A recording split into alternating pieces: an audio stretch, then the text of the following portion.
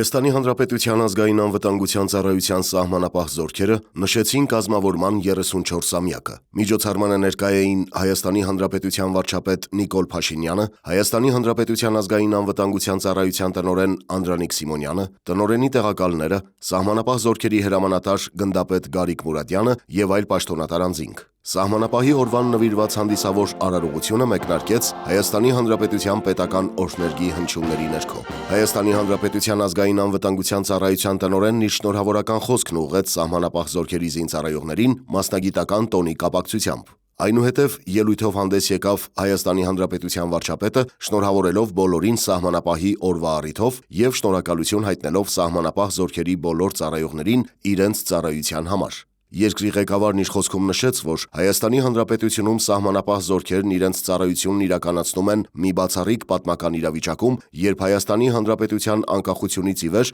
առաջին անգամ Հայաստանի Հանրապետության բոլոր սահմանային անցման կետերը վերահսկվում են եւ այնտեղ ծառայություն իրականացվում է Հայաստանի Հանրապետության սահմանապահ զորքերի կողմից։ Հայաստանի Հանրապետության վարչապետն ընդգծեց, որ խաղաղության հետ զուգահեռ ցանկացած պետության, այդ թվում Հայաստանի Հանրապետության ինքնիշխանության, անկախության կարևորագույն խորհրդանիշներից է սահմանապահը եւ կառավարության ցանկությունն է, որ բանակի ծառայողները հնարավորություն ունենան իրենց ծառայությունն իրականացնել մշտական տեղակայման վայրերում։ Այնուհետև ազգային անվտանգության ծառայության սահմանապահ զորքերի զինծառայողները հանդես եկան տոնական շքերթով